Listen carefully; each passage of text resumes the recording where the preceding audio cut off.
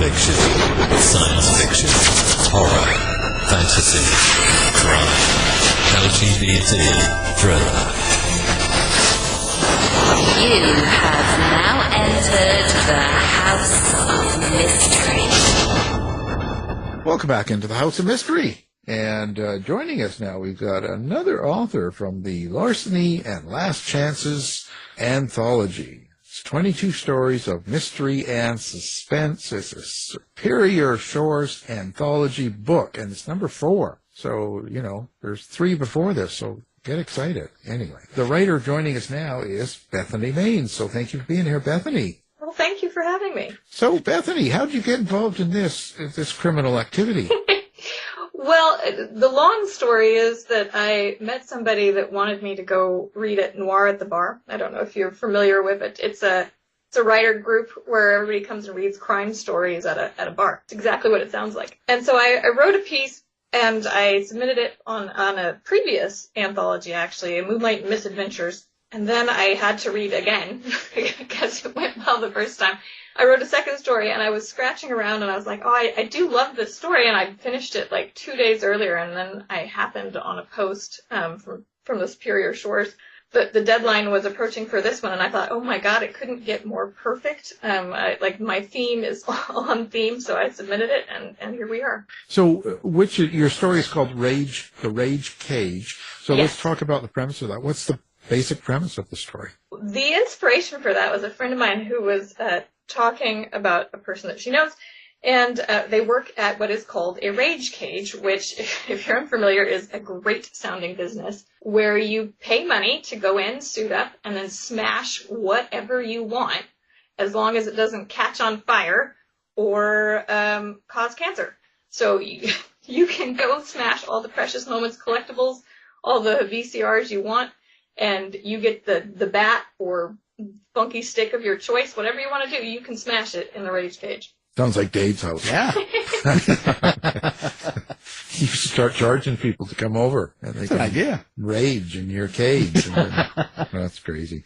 Do you like doing short stories then? Is that sort of your kind of focus? Do you like short, or do you like doing full novels? It is not my focus. I do enjoy novels. I started out like most writers doing short stories. I don't think that that's particularly uncommon. But once I went long, it was hard to go back, right? Like, it was very hard to go from a long format back to the short format, and it's hard to remember.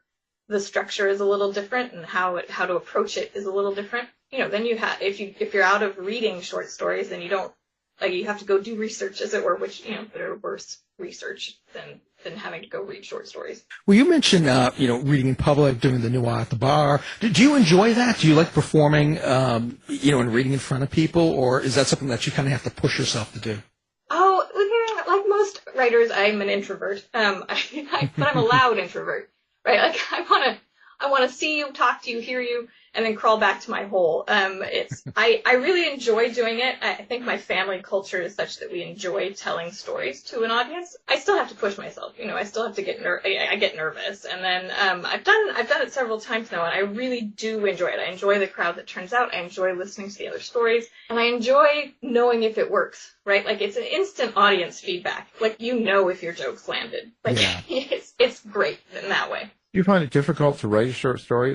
Because in a novel, you can get into the characters and their motives and their relationships and their family and things that have happened to them and why certain things happen. In a short story, you can't spend all that time. You can't lay it all out. But you have to have the reader understanding who that character is or what's going on pretty quickly. So do you like doing that? Do you have some sort of method to do that? That's a really interesting question. I think, yes. I think with long format, you've got all this time to invest in building the character. And so my philosophy, and I'm sure that we could host an entire hour of arguing about this, my philosophy on short stories is that they're much more akin to a joke. You've got to do the setup, do the delivery, and then get the punchline and get out. Like, you don't have time, as you say, to be building all of the backstories and the tragic, whatever happened in their childhood. So for the short story, my philosophy is that it's really more about concept than character. If the story doesn't support being short, then no amount of work will do it. I think that I enjoy it, but I do approach it very differently. And so for me, like, having the concept first is way more important. Whereas with the long format, I tend to find the characters first and then work out my plot. Well, you mentioned a short story being kind of like a joke. Do you feel you need, I guess, a sense of timing, kind of like in comedy, to make the story work? Yes, absolutely. And my tendency is I like dialogue. I like characters that talk. I love, movies like His Girl Friday where they're so fast. But that means that if you leave me alone, I'll drivel on the page for about 5 pages of just pure, dialogue of nonsense. So for this short story, I really have to pare it back and I have to make every line of dialogue count. And so then, and if you've only got, say, 3,500, 2,500 words, then you have to hit your highs and lows in the right spot. And if you get to the end and the end is flat, then, it's unsatisfying as a reader. So, I do think that the sense of timing is different. And I think that each line kind of has to count at a shorter word count. Well, speaking of dialogue, can you hear your characters? Do you have an inner monologue? Is that how you create the dialogue? Or do you do it some other way? So my very first book was called Bulletproof Mascara. It came out with Atria. And they did an audio version. And to this day, I still cannot listen to the audio version. Not because the narrator did anything wrong at all. It's fine. It's great. But I put it in and I listened for about 30 seconds and I freaked out because it wasn't the voices in my head. I don't know, maybe other writers aren't quite as schizophrenic as I am, but no, I had a very strong adverse reaction to the fact that these people did not sound like they were supposed to. And so, yes, I do have an inner monologue and a voice in my head, and I have had since I was a child. I used to, tell my own bedtime stories to myself. So I don't know what other writers do, but that's what's going on in my weird head. See, Al, I'm not the only one. No, well, it's insane. Insanity. So they don't let you drive, do they? Yes, they do, in fact. Yeah, I know. Craziness. Yeah, the world's falling apart. It's crazy. It's crazy, And do you talk to these people while you drive and all that, too? Oh, no, well, so for driving, my dad was actually a city bus driver for many years. And so the emphasis on my house was pay attention while you're driving. No, you don't get to talk to the characters in your head while you're driving. If you zone out, then you've done something wrong. No, I usually reserve the talking to my people for other times when I'm doing things that I don't like dishes or some crap like that.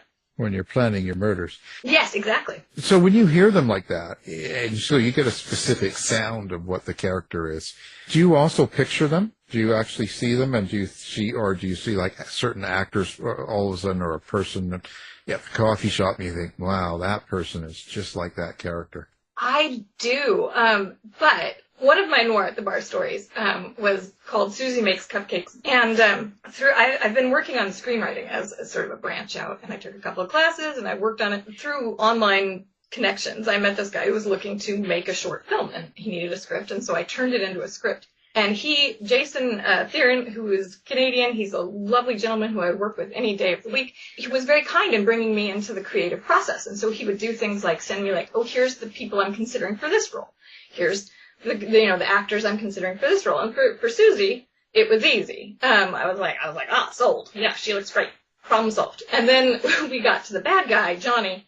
And I was like, oh, I don't know. He doesn't look like a D-bag, I was like, I don't know. I don't really want to punch him. He looks like a nice person. And then I saw the dailies and I was sold. So yes, I see people and I think, oh yeah, no, I want him to look like this, or this is how I'm picturing him.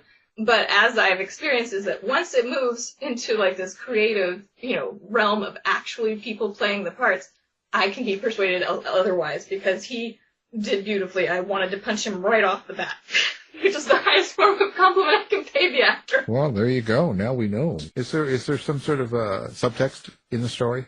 I feel like with long format, there's loads of room for implication and subtext. I feel like for short format, your subtext is the text in some ways because, I don't have time. Most people, when they're reading short, probably aren't reading that deeply. With a long format, even if they're skimming, they've got time to sort of absorb all the tiny and underlying messages. But with short, you don't have that. Either put it on top or don't put it, I guess is my thought on that. Yeah. And do you like writing the bad character? Like the evil person? Oh, yes, I do. not to harken back to my first novel, but the day I discovered who the bad guy was on that novel, which was a very different writing process, as I have shifted over the years, but I discovered who the bad guy was, or in this case, bad woman, and I was very disappointed because I loved that character a lot. And I was like, well, no, that makes sense. Like that is what it is. So, but no, if you don't love your bad guy a little bit, I'm kind of like, why are you writing them? I don't know. And do you think about the violence when you write it? Are you conscious of it nowadays with, kind of the way people read nowadays and sensitivities? You're asking the wrong person. I'm a 5th degree black belt. I've been studying karate for 20 years. I have a class later tonight that I will be teaching the small children on how to flip each other. Oh, nice. Yeah, no, so I do think about the violence, and I think about it probably more philosophically than a lot of people, but in some ways I do believe in violence. I know that sounds strange, but I don't think so that anybody should feel uncomfortable defending their own person. If somebody puts hands on you, you should absolutely feel entitled to defend yourself. Yeah. I do think metaphorically about things like violence towards women and what message am I putting out? Is this the kind of violence that I wish to philosophically stand behind? So yes, I do absolutely think about it, and I do think about specific moves as well. So my neighbors sometimes see me out there mocking out a fight scene, and I'm sorry. Sounds like Dave, actually. Well, that's what, as a martial artist myself, I was going to ask if you draw from your martial art experience. And I guess, to expand on that, do you need to, just like in film, do you have to exaggerate it on the page, or can you pull back a little bit? I'm just wondering about like the drama of how you create maybe a fight scene. Yes, I have very strong opinions on how to create a fight scene. I think in a lot of ways, as a martial artist, maybe you'll have experienced this too, is that it's too easy to get caught up in doing move for move. And the majority of readers, A, don't know what that move is, B, don't care. So they're looking for an arc of experience, of story experience, and they want details and how the person reacts. I put in some specific moves because I care, and they are the linchpin to getting my character geographically through space. But no, I don't. I try not to put in a move-for-move recreation of the fight scene. Right. Yeah. You just go out in the streets and find people and beat them up. Well, I don't have to do that because my brother has been taking karate as well for longer than I have, and so if I want to beat somebody up or if I want to be beat up, I just go find my brother. So there you go. Well, there you go. See, nice. Don't be Bethany's brother. Okay. Yeah, a family that kicks together sticks together. 100%. That is that's the motto of the karate school I attended. So yeah, we like having all the people all together. So, and you generally like to write what kind of novels, or do you like doing the mystery suspense sort of idea? So my short stories tend to be crime-based, let's put it that way. But my long format, I would call it women's action adventure. If it's not an adventure and it doesn't have a heroine, then what am I doing here? So that's where I would fall. So I cross genre into romance, and then I do actually have some paranormal romance as well, because sometimes, you need some werewolves in your life. There you go. You see, you're throwing in werewolves now. We're getting crazy here. That's. Do you have paranormal experiences, or is it more fantasy paranormal? Oh, no. I just read a lot of Lord of the Rings when I was a kid. So yeah. I don't think I have ghosts in my house. Other people may sense them, but they don't come visit me. So. Well, they're scared of you. That's. Listen. Do you do social media? Do you have a website? Do you like readers to interact, and how do you like them to find you? I am all over social media. I am on Facebook, Instagram. I do have a TikTok account, but I don't visit it very often. And then, of course, I'm still on the dumpster fire that is Twitter, although I don't know why. But I actually do have. I think the reason why is I actually am friends with a lot of writers there, and so I do connect with them. My website is the super complicated BethanyMaines.com. Like that, can you get more complicated as a website address than that? But yeah, I like it when they find me on social media, make comments, come talk to me. Yeah, why not? Don't call her any names; she'll beat you up. And do you like reviews? Do you get into the reviews and all that? I love reviews, but I shouldn't read them. I love having them. They're excellent for all writers. I encourage everybody who's ever loved a book to go leave a review for it. But every time I read them, I get mad. Yeah. But that's, that's... No, I mean, it's understandable. I sort of do the same thing, too, but now I don't really get into them now. I kind of go to the page and look at how many there are, and I'll just look at the overall number, and that's good enough. And yep, that's exactly it. That's what I try and do. Yeah. You've nailed it. Yeah, because otherwise you get too involved, and then you start putting on your outfit and going down the street, and then you beat up the next person you meet, right?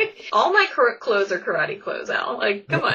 I don't have to put on an outfit. Well, there you see, I rest my case. Well, so now that anthology is out now, so people can pick it up anywhere, I guess, and all of your books, and we'll have your website, all your information up on ours. People can find you, and be careful when you review Bethany. So no, don't. You know what I really lack? And this sounds terrible, but I don't have the most scathing 1-star reviews. I get everybody's been really nice to me, which I shouldn't do because I'll jinx myself. But I don't have that 1-star review that says worse than the dog's breakfast, would never read again. It's kind of on my bucket list to have that horrible review. Okay, well, everyone out listening, we want this to happen. So thanks so much. I should have opened my mouth. Yeah, help Bethany out. She's asking for this help, so we can do this. Well, we appreciate you being here, and of course, Bethany Maines. Thank you. Thank you. Thanks, Bethany. This has been a production of the House of Mystery Radio Show. To find out more about our show, guests, or hosts, go to our website at houseofmysteryradio.com.